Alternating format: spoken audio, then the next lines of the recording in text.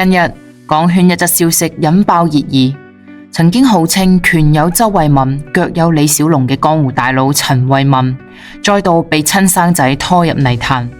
佢個仔陳俊浩因為巨額嘅欠債糾紛被告上法庭，傳票送達之後，陳家徹底陷入風暴嘅中心。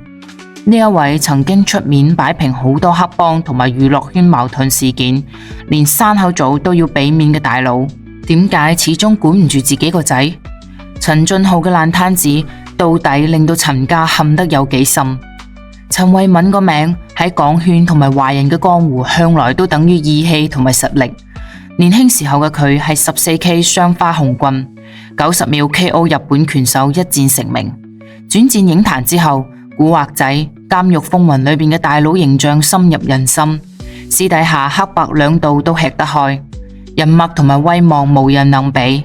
但係就咁樣嘅一位風光咗半個世紀嘅人物，晚年卻俾兒女們嘅麻煩纏得心力交瘁。其中最令佢頭痛嘅就係個仔陳俊浩。近期媒體曝光嘅法庭文件顯示，陳俊浩俾以前嘅熟人起訴，核心訴求係追翻一筆欠咗多年嘅巨款。糾紛嘅根源就係多年前嘅160萬侵吞案。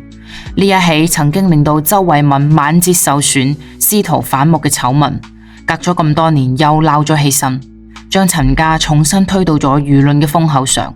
呢個事件嘅關鍵人物之一係陳慧敏嘅門生黃文漢。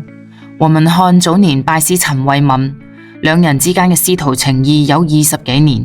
佢對師傅十分敬重，大小事都要以陳慧敏嘅意見為準。幾年前，黃文漢受到兩位江湖朋友嘅委託，需要一筆160萬港幣嘅資金周轉。因為自己嘅身份唔方便直接操作，就拜託師傅個仔陳俊浩幫手處理。憑住陳慧敏嘅交情，黃文漢堅信陳俊浩會看在師傅嘅面子上妥善處理呢件事。雙方約定，黃文漢將160萬打入陳俊浩嘅賬戶周轉，事後俾5萬蚊作為答謝。陳俊浩當場一口答應，但係呢一筆錢到咗佢手入邊之後，就再都唔可以要翻嚟啦。黃文漢按照約定去攞錢嘅時候，陳俊浩嘅態度完全變晒，要麼就匿埋唔見人，要麼直接講錢已經使晒啦，要錢冇。喺江湖上有借有還係底線，陳俊浩吞咗嘅唔單止係160萬嘅港幣，仲有陳慧敏多年賺下嘅江湖信譽，以及師徒兩人20幾年嘅情分。走投無路嘅黃文漢揾到陳慧敏幫忙，希望師傅出面主持公道。但係陳慧敏對呢一個仔似乎早就冇晒辦法，一直冇俾出明確嘅答覆。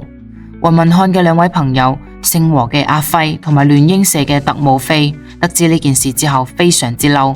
兩個人一開始想俾陳慧敏留足面子，主動約陳俊浩講數，但係遭到陳俊浩嘅傲慢拒絕。佢恃住父親嘅威名出言不遜，徹底惹火咗對方。冇過幾耐，陳慧敏名下嘅2台豪車喺停車場俾人縱火焚毀，架車燒到面目全非。萬幸嘅係冇人受傷，但明眼人都知道呢個係對方俾陳家嘅警告。最後仲係父親替個仔收拾爛攤子。陳家選擇咗報警，但係法院因為證據不足，最終縱火者無罪釋放。呢一場風波過後，陳慧敏同埋黃文漢徹底反目，20幾年嘅師徒情誼全部冇晒。陳俊浩亦都徹底名聲掃地，港圈同埋江湖裏邊再都冇人願意同佢來往。如今呢一筆舊賬又以法庭傳票嘅形式被翻咗出嚟，陳慧敏仲可唔可以護住個仔啊？當然，除咗唔講江湖嘅道義，陳俊浩嘅私生活亦都一團亂。多年之前嘅腸仔大戰至今仍然冇徹底解決。當時陳俊浩同埋大陸女演員嚴青喺陳小春同埋應采兒嘅婚禮上認識，相戀之後奉子成婚，喺香港嘅洲際酒店擺咗36台酒席，楊千嬅、鄭中基、狄龍等圈內嘅大咖都嚟道賀。當時陳慧敏剛剛做上咗公公，好幾次跨新抱懂事，仲直接話4代同堂，呢一世冇遺憾啦。但係呢一段看似美滿嘅婚姻，冇幾耐就出現咗裂痕。婚後陳俊浩冇穩定嘅收入，承擔唔起家裏邊嘅開銷，兩夫妻只可以住喺陳慧敏位於西貢嘅村屋裏邊。嚴青為咗養家糊口，生完仔半年就復工拍戲。陳俊浩唔單止一啲都唔體諒，脾氣仲越嚟越暴躁，兩個人嘅矛盾越鬧越僵。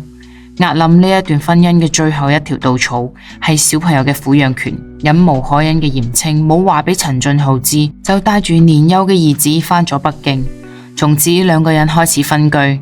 陳俊浩得知之後，唔單止唔反省自己嘅問題，仲覺得嚴青喺度故意刁難佢，多次去北京想將個仔要返嚟，每次都冇成功。幾次溝通都冇結果之後，陳俊浩帶住家姐陳鳳儀同埋兩名男子闖入嚴青喺北京嘅屋企，硬生生從嚴青媽咪嘅懷抱裏邊搶走咗個仔。混亂當中，嚴青被推倒在地，小朋友嚇到哇哇大喊。事後陳俊浩話，場面確實好失控，但可以將個仔抱返嚟先至係最重要。呢一場暴力搶仔事件之後，嚴青即刻向法院起訴離婚，要求獲得孩子嘅撫養權。一開始陳慧敏仲想掩蓋呢一件事，面對住媒體嘅追問，一口否認兒子離婚嘅傳聞，甚至拍晒心口保證絕對冇啲咁事。但係當法院嘅離婚判決書曝光之後，佢只好承認咗事實，隨後以唔想多講為理由掛斷電話，顏面盡失。最終法院將小朋友嘅撫養權判咗俾嚴青。陳俊浩唔單止冇留住個仔，仲落得個暴力搶仔不負責任嘅壞名聲。值得一提嘅係，陳慧敏嘅麻煩唔單止係嚟自個仔，女兒陳鳳儀亦都總愛闖禍。陳慧敏曾經對女兒寄予厚望，出錢幫佢拍戲入娛樂圈，仲動用自己嘅人脈為佢鋪路。但係陳鳳儀卻總係觸碰底線。早年佢因為涉及吸粉，被警方逮捕判刑。具體嘅細節雖然唔方便細講，但係呢一件事喺港圈引起咗唔少嘅轟動，令到陳慧敏嘅名聲亦都受到咗影響。本來以為經過呢一次嘅教訓，陳鳳儀會收斂一啲，但係佢仲係我行我素。幾年前陳慧敏生病住院期間，疑似俾以前嘅朋友利用，向別人借咗錢。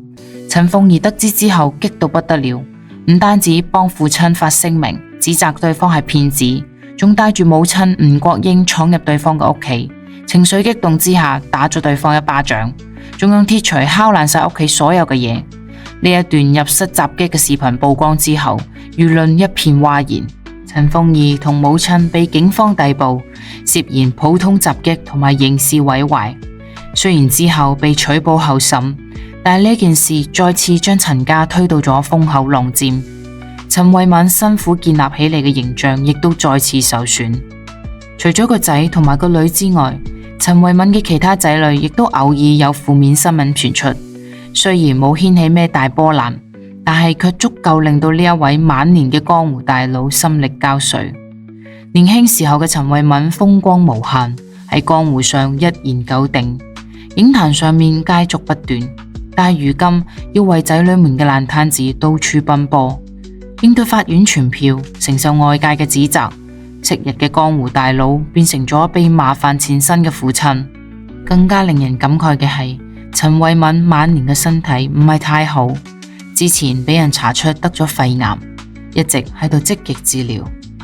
本來以為可以安享晚年、安心養病嘅佢，卻因為仔女們嘅唔爭氣，不得不再次面對江湖上面嘅風浪同埋輿論嘅壓力。回看陳慧敏嘅一生，堪稱一段江湖傳奇。佢從底層一步一步打拼上嚟，憑借住一身嘅功夫同埋個人嘅膽識，喺香港江湖站穩腳跟，成為咗14K 嘅核心人物。闖蕩影壇之後，將江湖大佬嘅特質演繹得淋漓盡致，成為咗港圈嘅標誌性人物。佢重情重義，朋友或者圈內人有困難都總會出手幫忙，因此亦都贏得咗義氣大佬嘅稱號。但係喺教育兒女嘅呢一件事上，呢一位傳奇人物徹底輸咗。依家陳俊浩又俾人告上咗法庭，呢一場官司嘅結果總唔知道，但係唔理最後係咩結局，陳家嘅名聲已經受到咗無法挽回嘅損害。陳慧敏嘅晚年生活注定沒法平靜。曾經叱咤風雲嘅江湖大佬，始終冇逃過兒女唔省心嘅宿命。江湖路遠，兒女情長，終究兩難全。陳慧敏用一世踐行咗江湖道義，但係喺兒女教育上留下咗永遠嘅遺憾。